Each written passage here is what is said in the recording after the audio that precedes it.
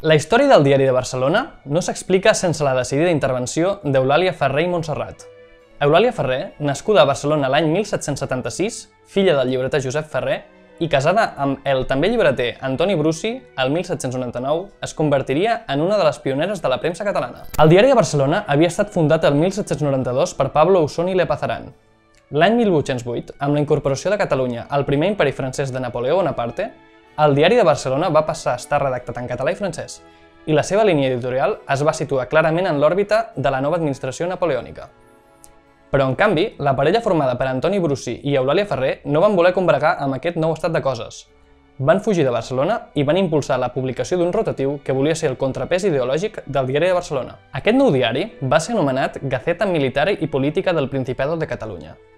El resultat d'aquella guerra, 1808-1814, va portar el partit de Brusi i Ferrer a Barcelona, i la nova administració espanyola els va recompensar lliurant-los-hi la concessió de l'edició del Diari de Barcelona. A partir de 1814, Brusi i Ferrer iniciaren l'etapa més important de la història del Diari de Barcelona, i tant és així que el degà dels rotatius de la premsa catalana passaria a ser anomenat popularment el Brusi. L'any 1821, una epidèmia de tifus, en aquella època anomenada popularment febre groga, va provocar la mort sobtada i inesperada d'Antoni Brusi.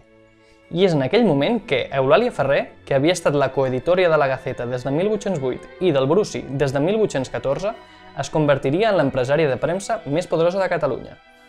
Eulàlia Ferrer no tan sols va projectar cap al futur el Diari de Barcelona, garantint la seva continuïtat en una etapa crítica, sinó que també va marcar l'inici de l'època més important de la història del rotatiu.